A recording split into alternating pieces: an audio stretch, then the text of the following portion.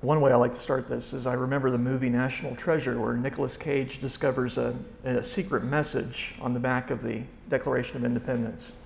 And it indicated that there were some really intelligent people who wrote that and were able to encode that message in there. What if we discovered a message built into numbers? That would be kind of interesting, wouldn't it? Because who created numbers? Well, from a Christian worldview, it'd have to be God, right? The mind of God is responsible for numbers. What if we found a secret code built into numbers that when you examined it, it contained incredibly beautiful artwork? What would that say? I would argue that would be an indication of the Christian worldview. It's something that would only make sense in a Christian worldview where we have a God who is responsible for mathematical truths. We tend to think of God creating physical things. He made the earth and the galaxies and the animals and the plants. We don't think about God creating math, but he did in the sense that his mind is responsible for mathematical truths. And so as there is beauty built into the physical world, there's beauty built into numbers by the creator of numbers. And I would argue there is absolutely no secular explanation for it, none. What you're going to see today is a little window into the mind of God. It's that cool. When I was young and my mother would prepare these wonderful meals, but occasionally she'd prepare something I didn't like broccoli. Ugh. And in rare moments of maturity, I would sometimes eat the broccoli first, because the rule was you had to eat everything on your plate. So sometimes I would eat the broccoli first, kind of get that out of the way so that I could then enjoy the rest of my meal, right? We're going to start with some broccoli here, but stay with me because it's going to get really cool really fast, okay? So I want to start by talking about sets. In math, a set is a collection of elements with a common defined property. So you can have a set of, we're going to talk about sets of numbers. And you can define a set any way you like. And in a set, you'll have some numbers that are included in the set and other numbers that are excluded. So that's really important because we're going to talk about what numbers are included in a set and what numbers are excluded. And so for example, you have the set of even numbers. And the numbers that would belong would be those ones, right? Everything that's divisible by 2 and yields an integer, okay? And those other numbers would not belong to that set. Now, if we have a different set, different numbers will belong. You can have the set of negative numbers. And that's pretty easy to see because it's all the ones that are below 0. And with those two sets, you can tell just by looking at the number whether or not it belongs to the set, right? Because if it's negative, it's going to have a little minus sign in front of it. So that's pretty easy. There are some sets that you can't tell just by looking at the number whether or not it belongs. You have to do a little bit of work. And that's what we're going to talk about. We're going to talk about a particular set called the Mandelbrot set. And it's defined by this little formula, z squared plus c. And the n that you see down there indicates that there's different values of z. There's there's a first z sub 0, z sub 1, z sub 2, and each one of those is a number. You take the first one. The first z sub 0, is always defined to be 0. You square it, you add it to another number, c, and you get a new number. And then you plug it back in, and you do that many times. This is called a recursive algorithm. That's where you do something over and over again. You take the output, you put it into the input, you get a new output, you do it over and over. And if the sequence of z stays small, then c is a member of the Mandelbrot set. The other thing that could happen is the z sequence could get really big. It could go, 1 to 1,000, a billion, okay, in which case c is not a member of the Mandelbrot set. So c is the number we're checking to see if it belongs to the Mandelbrot set. And z is another number that starts as 0 and then it changes. And I know that sounds complicated, but when we do a couple examples, it's really easy. So let's check to see if the number 1 is part of the Mandelbrot set. So c equals 1. Okay, so we put that into the formula. So it's z squared plus 1 is the next value of z. That's what the n plus 1 means. And z always starts as 0. That's the definition, okay? So you put 0, so the first time it's going to be 0 squared. 0 times 0 is 0 plus 1 is 1. Yes, see, pretty easy. So that's the new value of z. And so we put that back in, you see. 1 squared, 1 times 1 is 1, plus 1 is 2. We put that back in. 2 squared, that'd be 4, plus 1 is 5, right? Put that back in. 5 squared, 25, plus 1 would be 26. Put that back in. 26 squared is a big number. and so on and so forth. Now, is the sequence of z staying small? No, it's getting big without limit. You can see it's going to get bigger and bigger. So is the number 1 part of the Mandelbrot set? No. Very good. It's that easy. Let's do one more example, because I know it's kind of tedious. Let's try -1. Is the number -1 part of the Mandelbrot set? So let's put it in. So now we're going to have z squared minus 1 is the new value of z. Z always starts as 0. So you've had 0 squared minus 1 would be -1, yes? So we put -1 back in. -1 squared is +1. Minus 1 would be 0.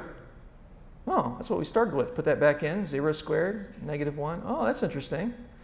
So z just bounces between 0 and -1. 0. Is z staying small? Yeah, it is. So is the number -1 part of the Mandelbrot set? Yes, it is. You got it. That's it.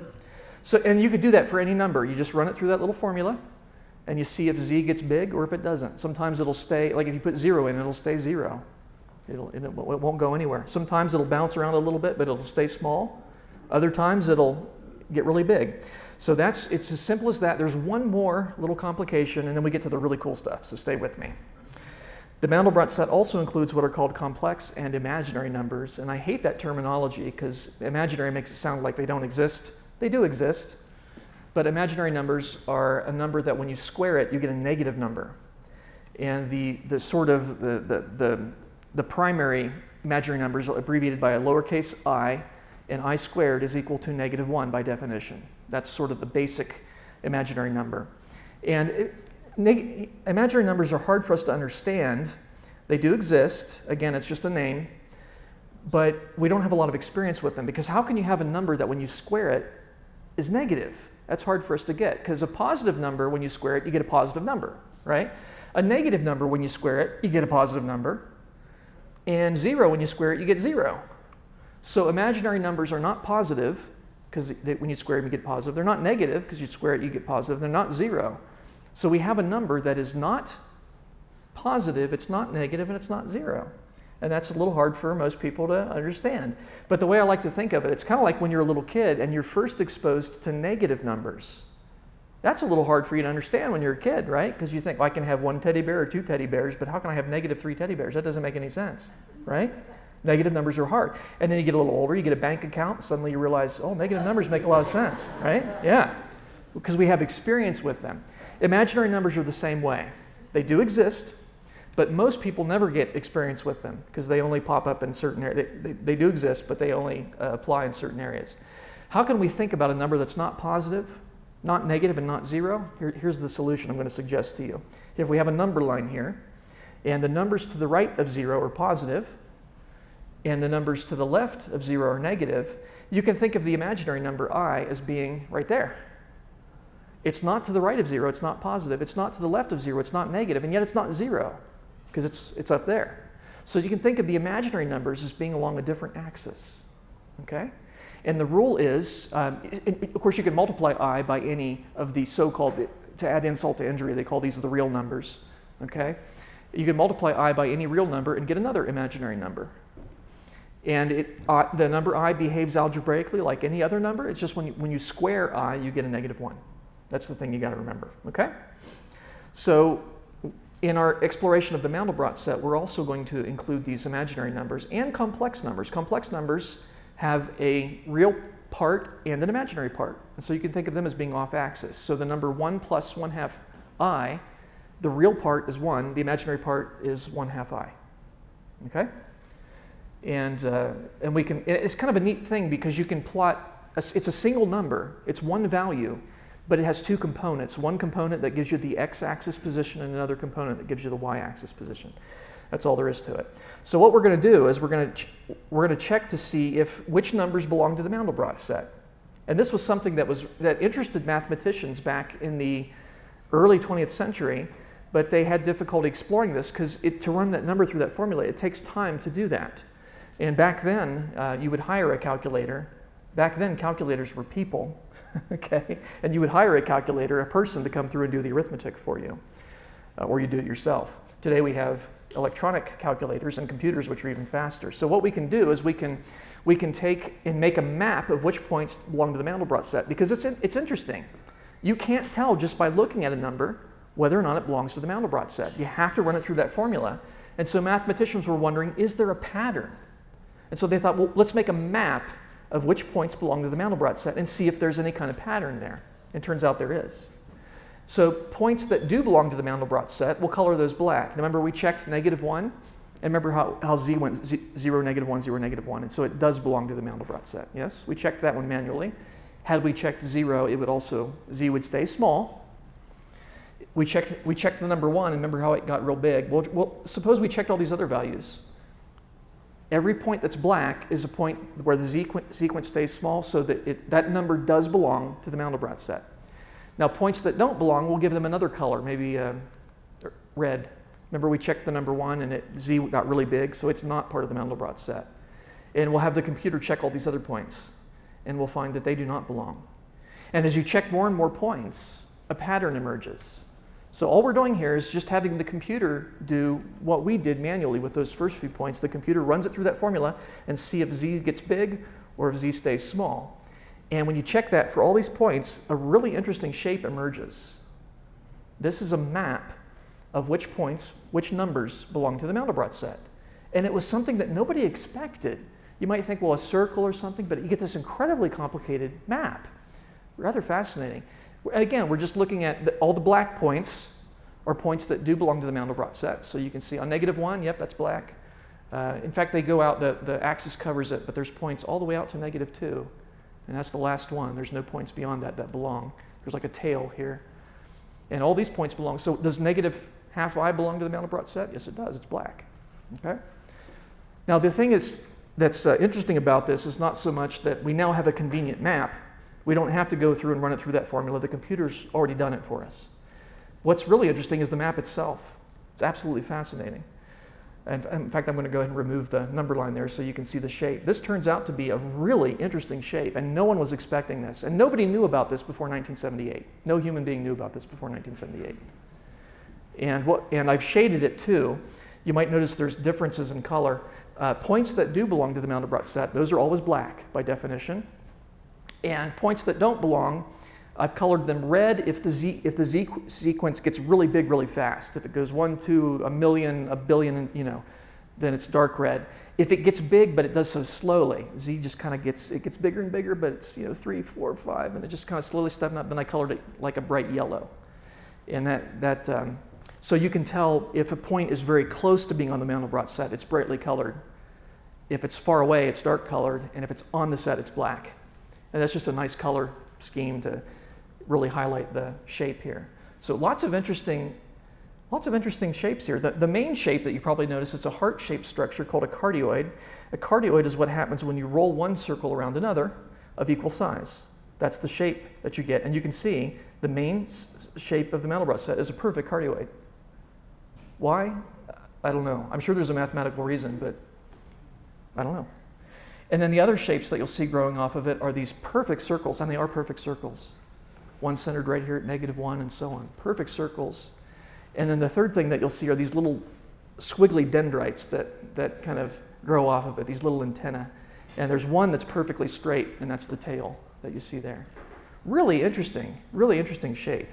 We can zoom in on sections of it and explore this shape by having the computer plot it at increasingly high resolution. We can zoom in on it, and we'll notice that this shape has certain mathematical properties to it. For example, you notice the top branch there, how it branches into 3. You've got a tree trunk and then 2 branches for a total of 3, right? You see there? 1, 2, 3. The next one down, you see it? 1, 2, 3, 4, 5. The next one down, 7, 9, 11, 13, 15. All the way down to infinity. Odd infinity, apparently. Whatever that means. And on the other side, you have all the numbers, evens and odds. Interesting. Each one gains, so on this side, each next circle gains 2 extra antennae, and on this side, each one gains 1 extra antenna. It's interesting too, because if you take 5 plus 3, that's 8. Turns out the one that's in between them has 8, and that's true of all of them. All of them have. You take any 2 large circles, the next largest one in between them is the sum of the two there. It's quite fascinating. You can do that with all of them.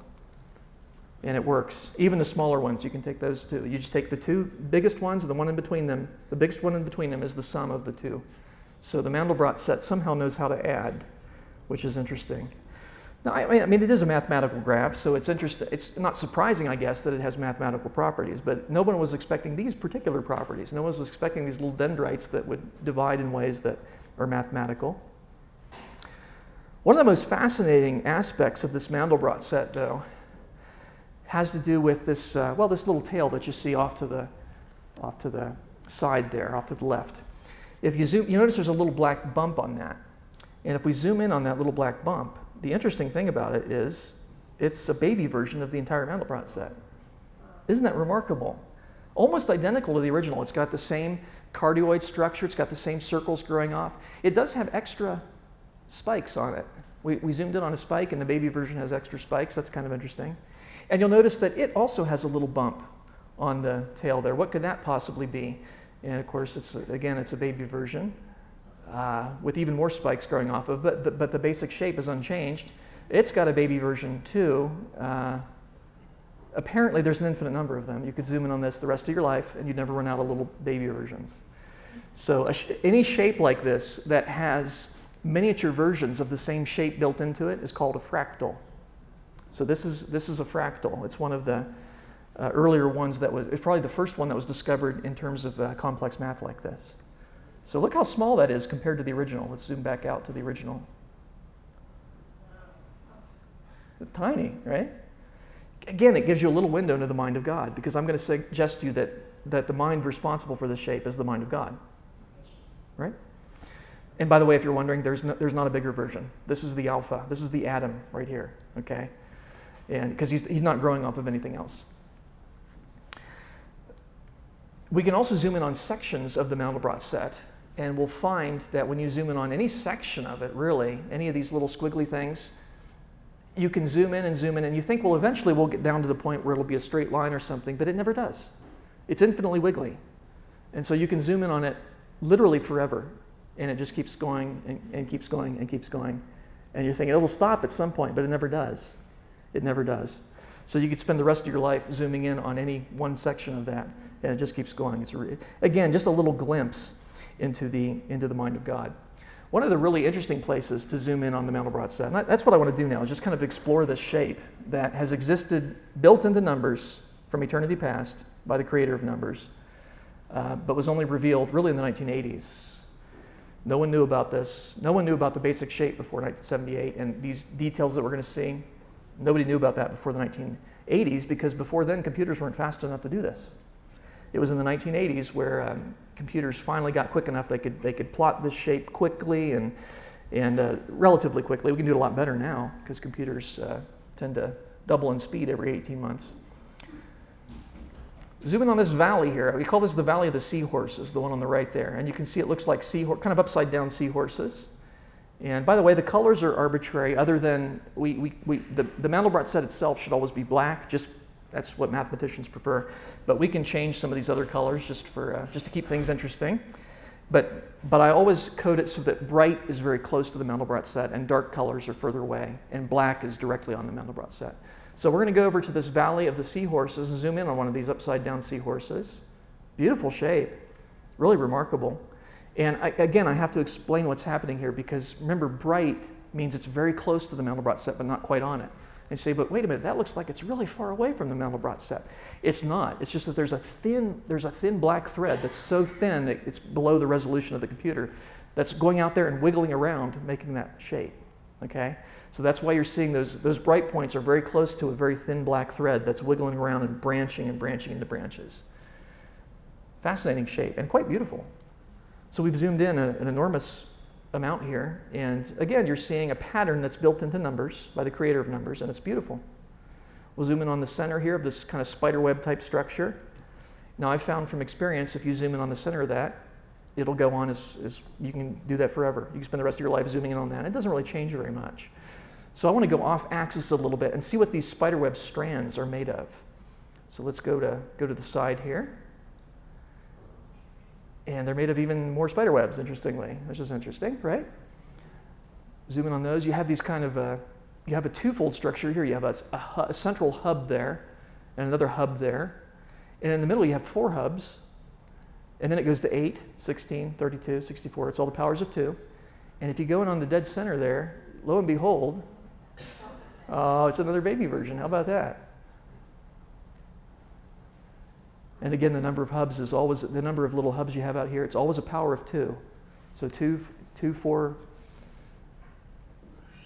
8, 16, 32, 64, 128, 256, all the powers of 2. So the Mandelbrot set knows how to add, it knows how to count, it knows powers of 2, apparently.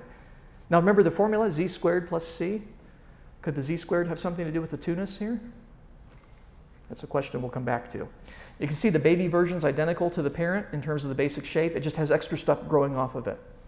We zoomed into a spider web structure, and the baby version has extra spider webs growing off of it.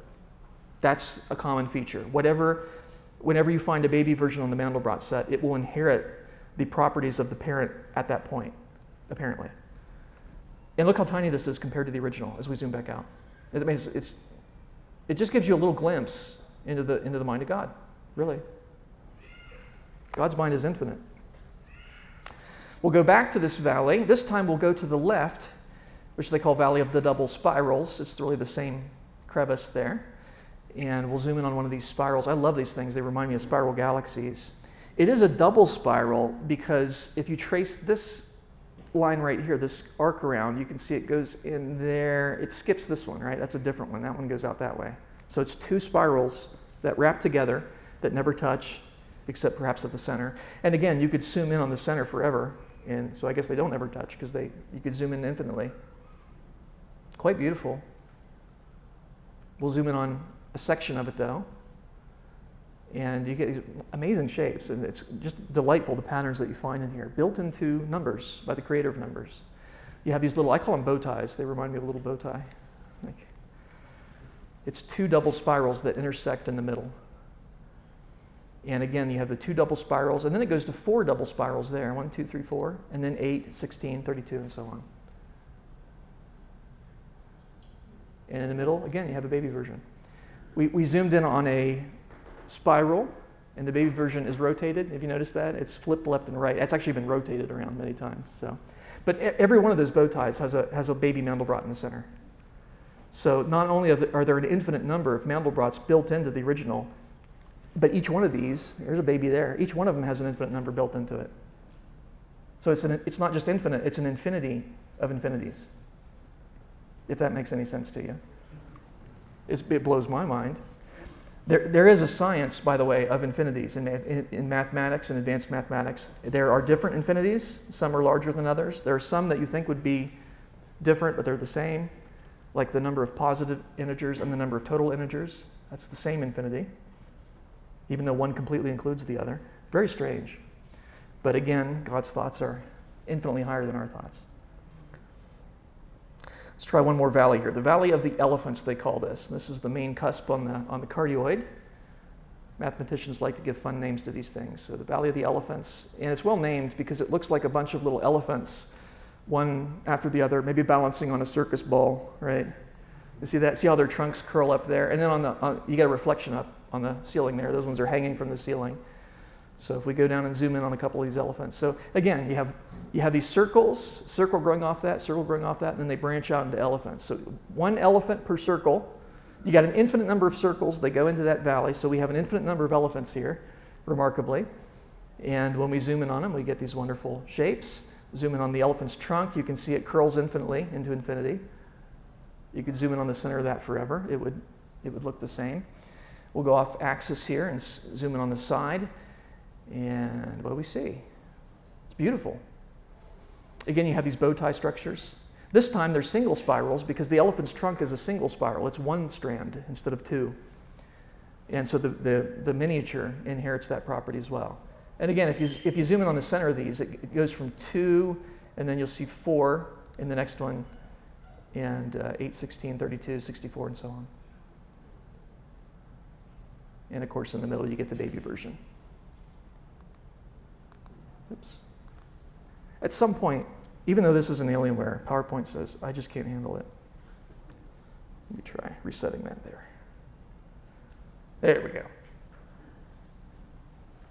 that amazing? And beautiful. Who would have expected? This formula is z squared plus c. That's it. You run the numbers through it, you see which ones belong, and this is the shape you get. It's amazing. Mind-blowing. All just a map of what points belong to that little set, z squared plus c. That's the map you get. And it's infinite. You could spend the rest of your life exploring that set, and you wouldn't even get 1% of it, because it's infinite. Amazing. But that's just one formula. It occurred to me, what happens if you change the formula? Do you get other fractals? What happens if you try z cubed plus c? So all I'm doing is stepping up the power by 1. So instead of z squared plus c, z cubed plus c. What do you get? You get a different shape. Interesting. So this right here is a universe to explore. It's infinite. You could spend the rest of your life studying it. And here we have another universe you could explore. Is it infinite? Let's take a look here. It's an interesting shape. You might have noticed things have sort of increased. Most things have increased by 1. The original Mandelbrot, remember, had just one heart-shaped structure, one crevice right there. This one has 2, one there and one there. Gone up by 1. And then the original Mandelbrot had circles growing off of it who have no cusps. And this one has cardioids growing off of it who have 1 cusp. See? So it seems like everything's gone up by 1. The main shape here, where you have these sort of 2 things mashed together, is a nephroid. That's where you take a circle and wrap it around another one that's twice as large as the original. And you can see it's a perfect nephroid. Why? I don't know. I'm sure there's a reason. I just don't know what it is. In fact, we can see we can compare these two by seeing how one morphs into the other. I wrote a program to change the value of z from z squared to z point, 2.01, 2.02, and so on. And you can see how one morphs into the other, which is kind of interesting. Okay? And then we'll go backwards. So you can actually see how things get multiplied. You can see this circle gets split into those 2, and then it develops a valley in the middle like that. So everything gets doubled. Some things get quadrupled. The baby version right here, the baby Mandelbrot, it initially gets doubled, and then another one joins it, and so you actually have 4. So some things go up by 2, some things go up by 4. Kind of interesting. So let's explore this new shape. What happens if we zoom in on it? The one place that hasn't changed very much, let me go back to our animation here. The one place that doesn't change very much is right there. Have you noticed that? Everything else is morphing and changing. This doesn't change too much. And so I'm thinking, okay, the one thing that might be the same between the two of them is the Valley of the Elephants. So does this nephroid have a Valley of Elephants? Let's check it out.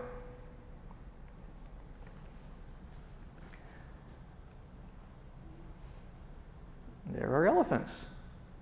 But remember before, you had 1 elephant on each circle. But the circles have now become cardioids, and they now have 2 elephants on them. So we had an infinite number of elephants, and now we have twice that many. They've doubled. And think about that for a while. That'll keep you up at night. We now have twice as many as the original infinite number of elephants. 2 per cardioid. One's big with a shorter trunk, and the other's smaller with a longer trunk. And that pattern follows as you zoom in. What happens if you zoom in on this? Do you get baby versions of the original? What do you get? You think we'll have those bow tie shapes again? We changed the formula. Remember, before we had bow ties, now we have tri-ties. They're 3. 1, 2, 3. Like those little fidget spinners. And what do you see in the middle? It's a baby version of what we now call this the multibrot.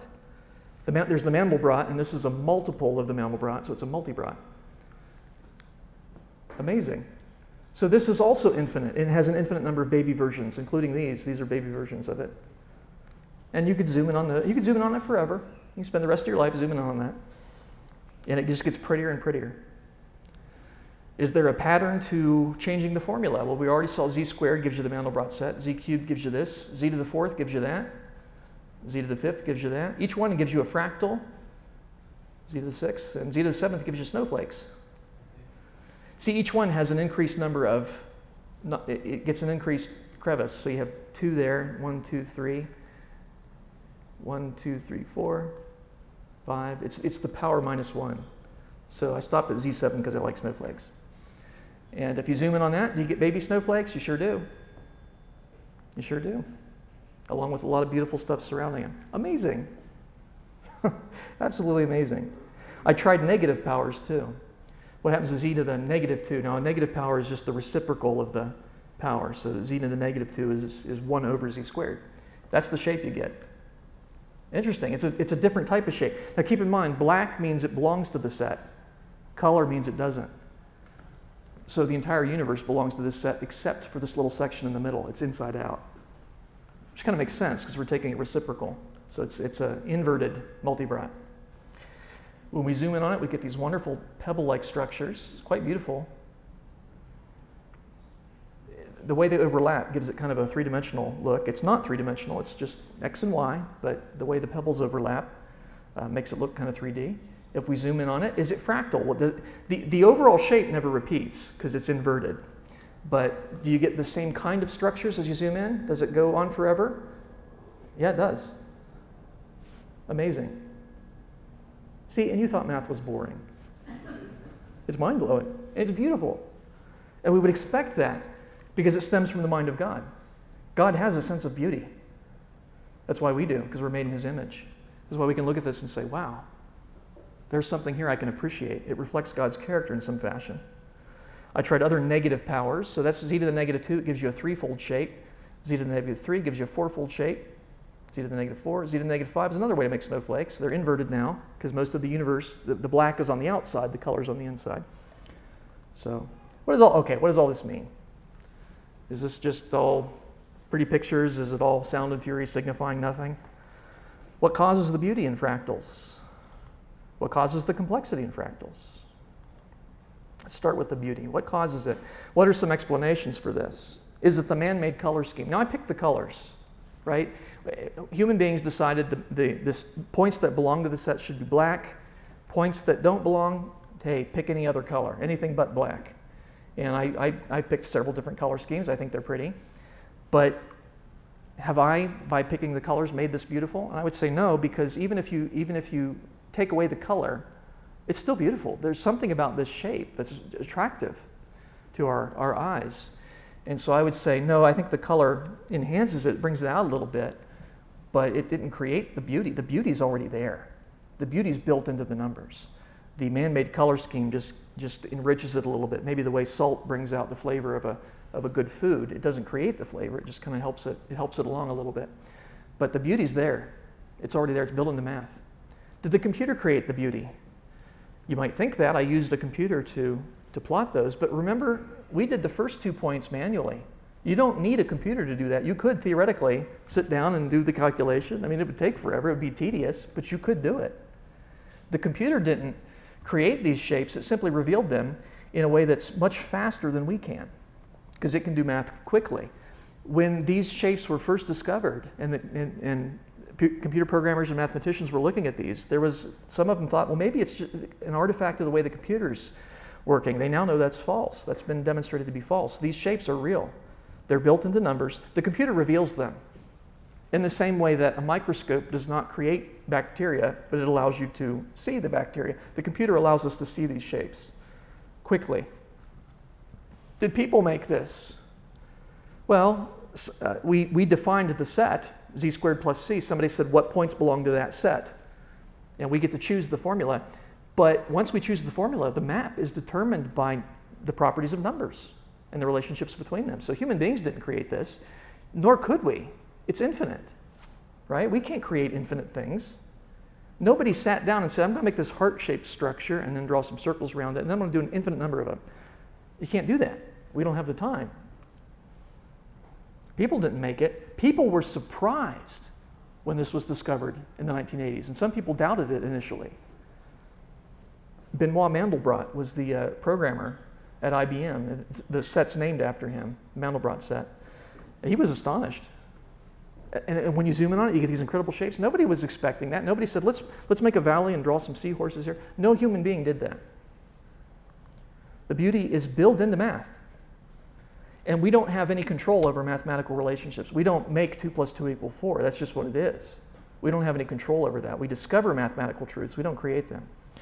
So Computers, human beings, none of us can be responsible for these shapes. They're built into numbers.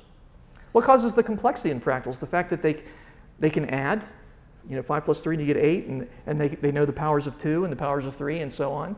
What causes that complexity? Did the computer create it? Again, no. These fractals, as far as we can tell, are infinite. Not that anyone has checked, because we can't spend the rest of your life zooming in on this, although there are deep zooms on the internet you can find where they've zoomed in by an enormous factor. The computer just explores what's already there. It's just revealing which points belong to that set by checking it through that equation. So the computer didn't create it. Certainly human beings didn't create it, because again, we can't create something that's infinite. This is infinite. You can zoom in on that spiral forever. Human beings can't do things like that. We can't create an infinite spiral.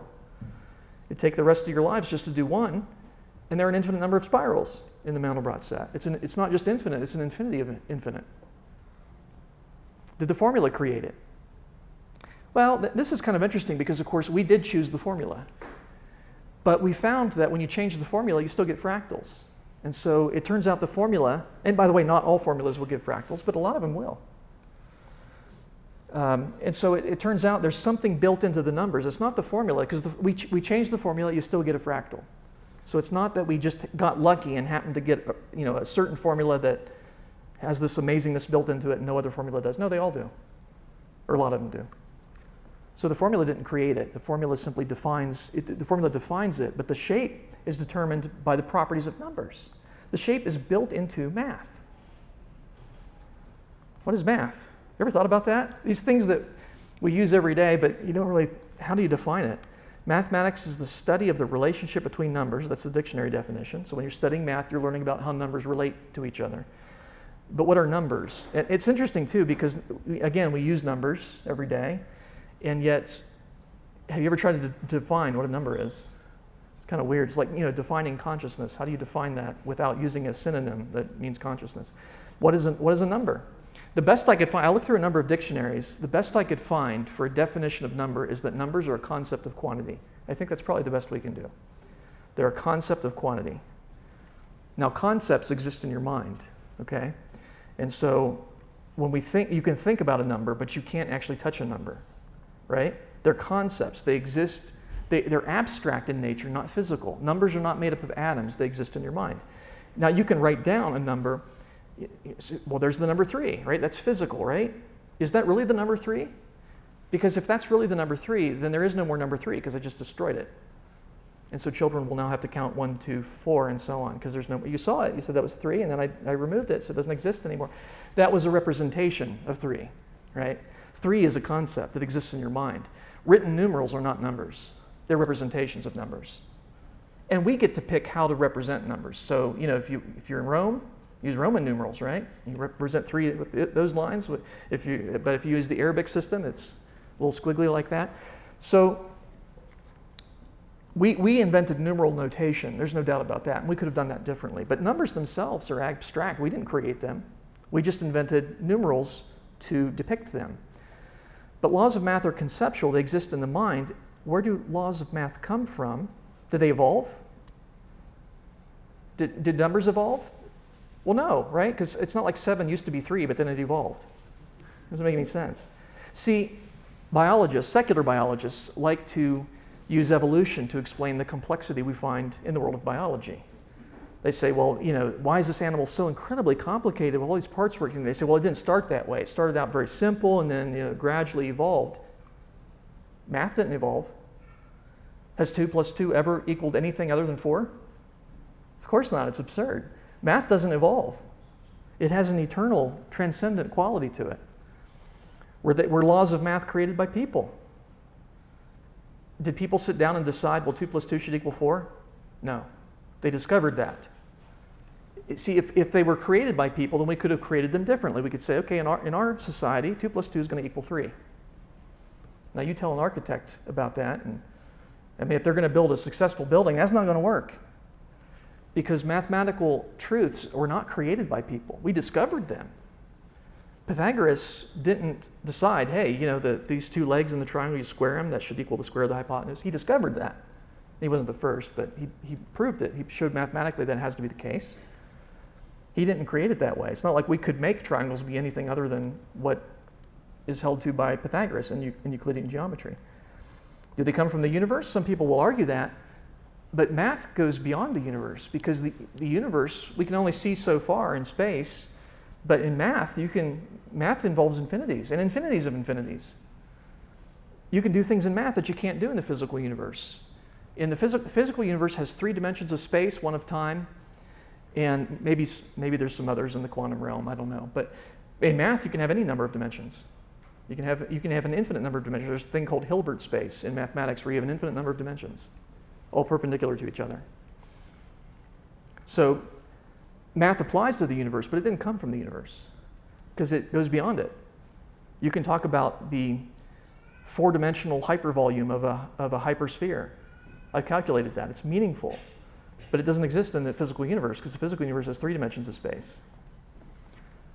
I would argue that they stem from the mind of God. Laws of math stem from the mind of God. Math is the way God thinks about numbers. And because we're made in God's image, God has graciously allowed us to discover some of the way that he thinks about numbers. That's what math is. You're studying the way God thinks about numbers. If students thought about it that way, they might have a different attitude about math. You're learning how God thinks. That's interesting. Rather than, oh, this is something that's hard that I'll never use. Laws of mathematics, they're like laws of logic in that they're conceptual, universal, invariant, and exceptionless entities, right? Just like laws of logic. Laws of logic are the way God thinks about propositional relationships. Laws of mathematics are the way God thinks about numbers. And it makes sense because God's thoughts are conceptual, because all thoughts are. God is omnipresent, and so naturally laws of mathematics will work everywhere. They work in the Andromeda galaxy. By the way, every astronomer I've known believes that math works the same way in Andromeda as it does on the Earth. You couldn't do astronomy without that assumption. But that is a Christian assumption. It's a Christian presupposition. Because God's omnipresent, his mind controls the universe. God does not change with time, therefore laws of math don't change with time, do they? 2 plus 2 always has equaled 4 and it always will. Because God does not change. And he's sovereign, which is why mathematical laws are exceptionless. It's not like 2 plus 2 equals 4 most of the time, but every now and then it equals 5. Nope, because God's sovereign. See, the naturalist, the person who believes that nature's all that there is, there's no transcendent God, he's got a problem. He's got a dilemma. Because on the one hand, he knows that laws of mathematics are conceptual, they exist in the mind, but laws of mathematics existed before people, didn't they? We discovered them, but they existed before we did. Kepler's laws, for example, which describe the orbits of the planets. One of them is p squared equals a cubed. That relates the period of the planet to its distance from the sun. Now, planets orbited before people existed for a few days, in the secular view for millions of years, and they obeyed that law. They were obeying a law of math before people existed. So are people responsible for math? Well, you can't be, right? Because we didn't exist and math was already working. So you see, the naturalist has a dilemma. He's got something that can only exist in a mind, but that existed before the minds of people. But in his view, the minds of people, that's it. Other than maybe there's aliens out there, but see, I can explain this in the Christian worldview because we have a mind that existed before people, the mind of God. And nothing exists before that. But you can't make sense of laws of mathematics in a secular or naturalist worldview. Now, another thing that we find that's very interesting is we find physical, well, I call them physical fractals, physical things in nature that are made of atoms, right? I mean, the shapes that we've looked at so far exist in the mind. They exist in the abstract world of concepts. We can plot them using a computer, but they exist as concepts. But there are things in nature that are fractal, or at least approximately fractal. They don't go on forever, but they will repeat themselves on smaller and smaller scales, approximate fractals. One example of this would be snowflakes. Snowflakes have a fractal quality to them. You zoom in on them, they continue to have that 6-fold structure. Maybe the exact shape doesn't repeat, but the same kind of 6-fold symmetry repeats. And so these little gems from heaven that the Lord sends us every year, and scrape them off our car, they're actually quite beautiful. They're actually lovely and amazing when you look at them under a microscope. That frost that grows on your windows sometimes, when the dew point's right and so on, it'll freeze that way. It'll form a fractal structure because you have a branch and you have it branches into branches and the branches branch into smaller branches and so on. There's an example of that. Isn't that interesting? See the main branch, and then you got branches off to the side, and they branch off to their sides and so on. They look like small versions of the original. Ferns, the way ferns branch, you have this main stem, and then off the stem are these other stems, and off of them are other stems, and so on. I even found fractal broccoli, so I guess broccoli is good for something after all. How about that? Romanesco broccoli, they call that. And you see it's a cone-shaped, but it's made of smaller cones, which are made of smaller cones, which are made of smaller cones. Fractal. Coastlines are fractal. You zoom in on it, and they branch, and then they branch into branches and branch into branches. Mountaintops, when you look down on them, have a fractal nature in terms of the way they branch into smaller branches and branch into smaller branches and so on. Clouds often have a fractal quality to them. Am I zoomed in on a very small section of a cloud, or am I looking at the entire sky? Hard to tell, because smaller versions of clouds look kind of like the whole cloud in many cases. Bolts of lightning have a fractal quality because they branch, and then the branches branch into smaller branches, which branch into smaller branches, and so on. Pretty spectacular, really, when you think about it. It's even cooler when you do it in slow motion, because you can see the way that it branches out there until the leader connects, and then most of the current goes down the leader. It's really remarkable, but it is a fractal structure because it's branching into smaller branches that resemble the original. I've seen sparks that have been photographed microscopically, and they look like that. You can't tell just by looking at it if it's a mile long or if it's an inch long. It's hard to tell because the way it branches is fractal. So here's the question then. Why do fractals occur both in math, which is abstract and exists in the mind, and the physical world, which exists outside of your mind, right? Made of atoms. I mean, we have things like that's a mathematical graph. That's a multibrot, right? That's z to the 7th plus c. Those are the points that belong. That does not exist physically, but that does. We have this structure right here. That's part of the Mandelbrot set. It's one of the branches of the Mandelbrot set. That does not exist in the physical world, but that does. We have things like, that may look like a plant. That's a Barnsley fern. That's a mathematical plot where each leaflet is the original. Let me show you this. It's kind of neat. See that? One more time, because it's cool. See, each leaflet is the original shape. Perhaps mirrored, but yeah. So that's a mathematical plot. It's not made up of atoms. It can't be found in nature, but that can. We find that shape right there. That's a mathematical graph. On the other hand, that stuff grows on your windows. We have this shape right here, which is a mathematical plot, cones upon cones. It does not exist in the physical universe, but this, unfortunately, does. We have double spirals. This is from Double Spiral Valley on the Mandelbrot Set. It branches out like that. You can't see that in a telescope, but you can see that in a telescope. One exists only in the mind, the other exists in the physical universe. Why? Why is that? Now, again, I have an answer. Because in my view, the mind of God is responsible for mathematical truths, and the mind of God is responsible for the physical universe. So I would expect to find beauty, and perhaps the same type of beauty, in both places. How would a secularist answer that? They say, well, the physical universe obeys mathematical laws, and that's a partial answer, right? Because we found that you can get these shapes in math, and we find the physical universe obeys math, so maybe you can get the same shapes in the physical universe. That's good as far as it goes. But then I'm going to ask, why does the physical universe obey mathematical laws? That's the question I want to ask. We take that for granted, that the universe can be described with a little formula like F equals ma, E equals mc squared. We take that for granted. But I would argue only the Christian worldview can explain that. Think about it. Mathematics, a reflection of God's thoughts. The universe is upheld by the mind of God, right? His thoughts control the physical universe. The Bible's very clear about that. But I would argue the secular worldview cannot cogently answer this. Why is it that the physical universe obeys mathematical laws? The secular worldview can't explain the properties of laws of mathematics, why they exist, why they have the properties that they do, why are they universal, why are they invariant, why are they exceptionless, nor can they explain why the physical universe is compelled to obey math. Because in their view, math exists in the mind, but the universe is physical. There's no connection between the two, because it's not like our minds control the universe. God's mind does, but not ours. There was an article written by Dr. Eugene Wigner. He was a PhD physicist, a Nobel Prize winner, brilliant man. Apparently not a Christian, because he wrote an article I love it. It's called The Unreasonable Effectiveness of Mathematics and the Natural Sciences. He's trying to answer this question. If you think this is easy to answer, you need to read this article, because one of the world's greatest physicists thought about this problem, and he takes it seriously. Why is it that the universe obeys math? That's his question. Here's what he says. It's difficult to avoid the impression that a miracle confronts us here, or the two miracles of the existence of laws of nature and of the human mind's capacity to divine them.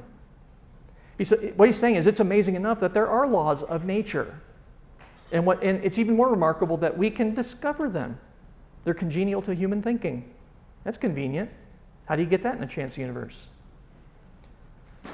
What is his conclusion? Brilliant mind, but here's his conclusion. The miracle of the appropriateness of the language of mathematics for the formulation of laws of physics is a wonderful gift which we neither understand nor deserve.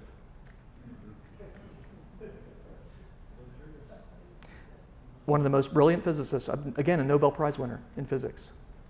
But from the secular viewpoint, there is no reason why the physical universe should obey math.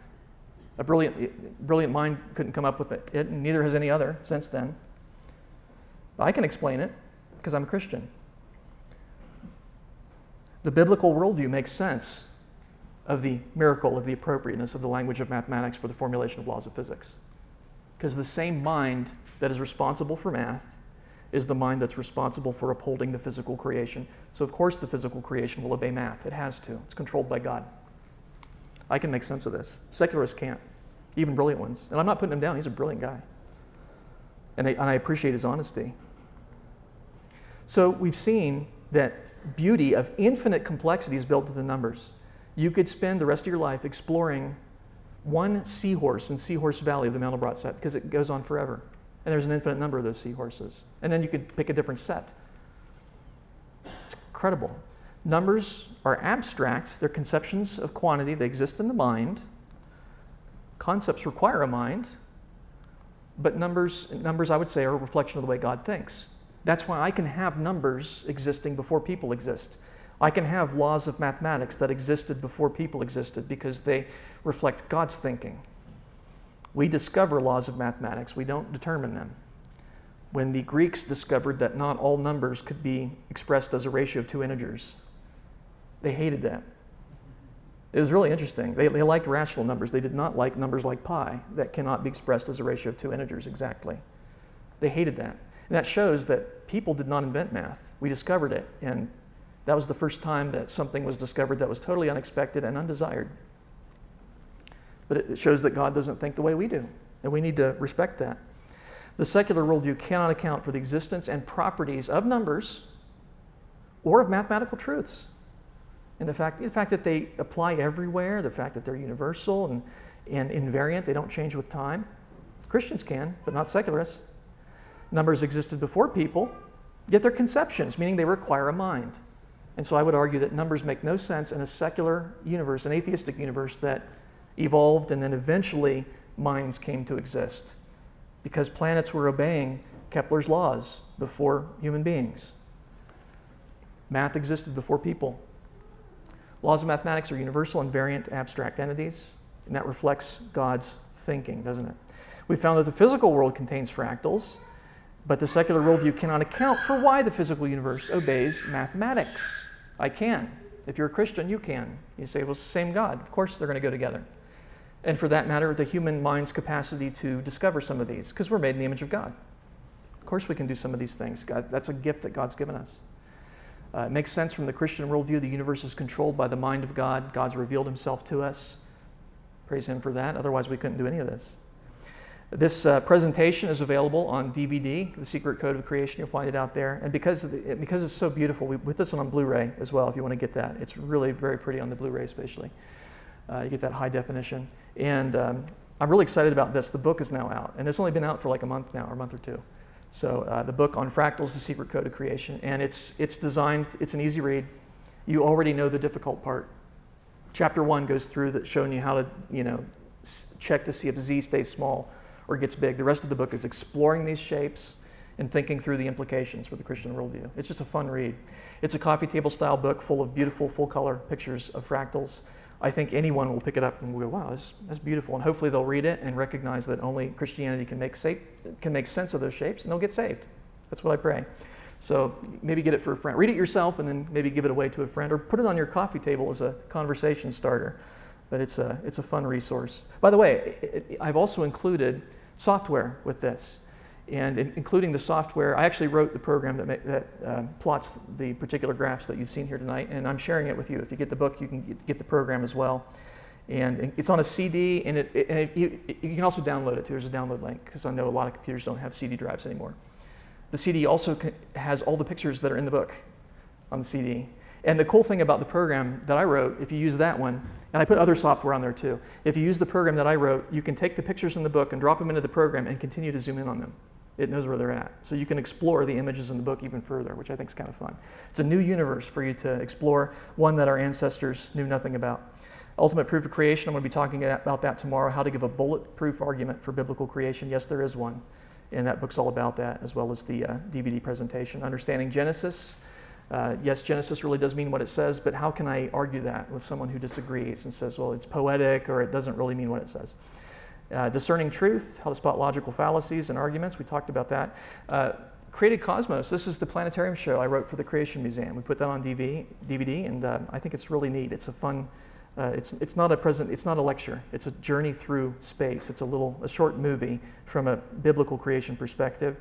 I will be talking about astronomy tomorrow in the second session, but we have a lot of books on that. That's my area of expertise. Stargazer's Guide to the Night Sky, how to better enjoy the night sky from a Christian perspective. Just a fun resource. This is the one that's more of an apologetic book, Taking Back Astronomy. It shows you how the universe declares God's glory, not a big bang or billions of years. And Astronomy Reveals Creation. That DVD is that's the talk I'll be doing tomorrow, or a version of it. We'll go through all these. I will point out the physics of Einstein. That's kind of a fun one, because it shows, if you've ever wanted to learn about black holes and the relativity that Einstein discovered, written at a layman level, but it does have in-depth boxes in it as well if you want to go into more details. So don't forget to sign up for our newsletter. Check us out on the web, and we can do some Q&A now if you'd like. What was that circle rolling shape called? The first one is a cardioid. Cardioid. That's where you roll them, and they're of equal sizes. And then if you roll one that's twice the size of the other, then it's a nephroid. And I saw all those spirals in there that kind of go infinite. How close does that approximate a logarithmic spiral? A what? A logarithmic spiral, how close does that approximate? Because like when you get further out, it kind of changes shape, but it seems like as you zoom in, it just seems to be, it looks a lot like a logarithmic spiral. I think it probably is, but I haven't checked it to see if it is that. I think it probably is, though. And just a dumb question, so regardless of what base you're using, base 10, base 2, whatever, you still get the same fractal? Mm-hmm. Okay, thank you. I was wondering if you could just speak to what it was like to study astronomy at a secular university. I think you got your doctorate just close by, right here? At Boulder. And then also what you would say about this whole thing that mathematics is racist. Yeah. It was. I enjoyed my experience at Boulder, but it had its challenges because most other students, probably all of them, did not think the way that I thought. Most of them did not have a Christian worldview, and if they did, it was more of a compromised Christian worldview where, hey, maybe God used evolution and the Big Bang. I reject that on the basis of Scripture. My experience, I didn't, especially after the first year, I was too careless the first year, but after that, I didn't let on too much about the specifics of what I believed. People knew I went to church, and I lived the Christian lifestyle, and I would witness to my fellow students, but to my professors, I didn't really let on. I never lied or anything like that, but I was there to learn their perspective on things, and I got that, and I learned a lot of good stuff. I learned some storytelling too, some stories that I don't believe, but I now have the training where I can see some of the flaws in those stories. So overall it was a positive experience, but it's not for everyone. It is a very liberal, very, very secular school. Boulder is. Some good people there that I care about deeply, but they don't share my perspective on things. So that's the way it is. Yet with the idea that that math is racist because it's a white, Well, the fact is, mathematical discoveries were made by people of all different ethnicities. The Babylonians had the reason we have 360 degrees in a circle You can thank the Babylonians for that. Lots of different ethnicities, the Greeks and so on. So the idea that it's white, that makes no logical sense whatsoever. It's certainly not from what we've seen here. What we've seen here is that math reflects the thinking of God, and God is not a racist. All human beings are made in God's image. And if we want to learn about things like race, there's really only one race, the human race. There are different ethnicities, but in the way we account for that, well, you have to learn something about genetics, and that explains why some people have a little more melanin in the skin than other people. That's all determined by genetic factors, as is your eye color and your hair color and things like that. So that all makes sense in the biblical worldview, but all human beings are in God's image. And so this idea that math is white or something like that, that's all that does is false, and it creates division where there shouldn't be any. The answer to that is to recognize that God is made of one blood, all nations. We're all sinners, and we're all made in God's image. We all need redemption. Growing in my garden are a whole bunch of coneflowers, and they exemplify this spiraling and duplicating as well. Yeah. And I've always called it the Fibonacci sequence. Yeah. So has anybody done any work to compare that mathematical sequence to the fractals? The Mandelbrot set does have the Fibonacci sequence in it.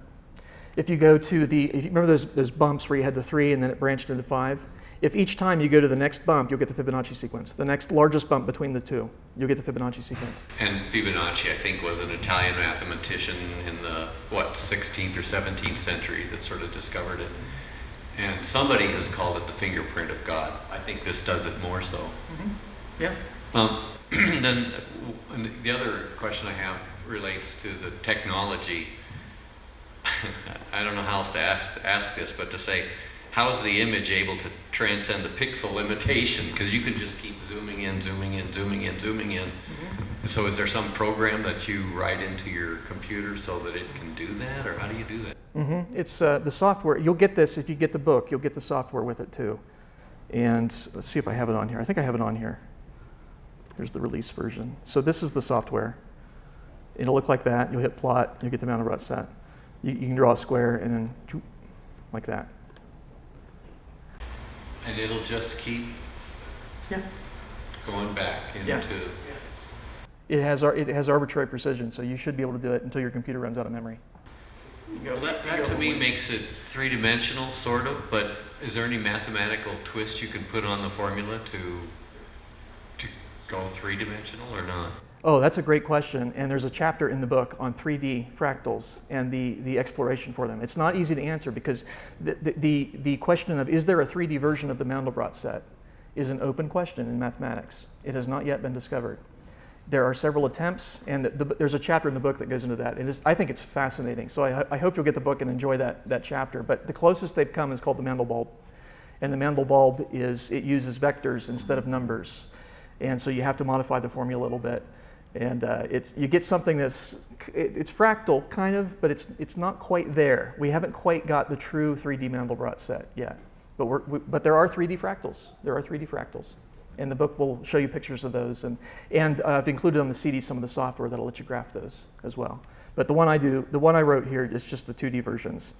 And it's just remarkable. And you can zoom. It's quite fast. It's written in Visual C++, so it's very efficient. And you can zoom in, and it's very accurate too. Some programs, as you zoom in, they don't increase the number of iterations, and so things look blotchy and they become inaccurate. This doesn't do that. It stays accurate, and you can change the color scheme and play with it, and it's a lot of fun. You just have this new universe you can explore. But yours was very smooth. Yeah, the way I did that, I used this program to do it, and I have another program that I haven't released yet. But the other program, what it does is it interfaces with this one and generates a sequence of images slowly. Yeah. And that's how that's done. And at some point I will release that. It's not ready for, it's not user-friendly yet. I need to make it a little more user-friendly. But it interfaces with this one, and you can pick certain frames, and then it'll smoothly develop a movie between the two frames. So it's kind of fun. This question maybe went way out in left field, but I just have to ask it. We've all seen the crop circle TV programs and the designs out there in the cornfields and so forth. And, we've always all seen the Field of Dreams movie and so forth. Given that Satan is the great counterfeiter, these crop circle designs, they seem to be a weak attempt at mimicking fractals. What are your thoughts? I mean, there's certainly seems to be a diabolical dimension behind these crop circles and certain other activities that go on, you know, with cattle mutilations and other things going on. I don't know about the cow mutilations, but I know that with the crop circles, some of the folks that have done those have admitted to doing them, and we know how they do it now. So I think it's a human attempt. They're interesting. I don't know what the purpose for them is. I think they're more along the lines of pranks than anything nefarious. That's my best guess.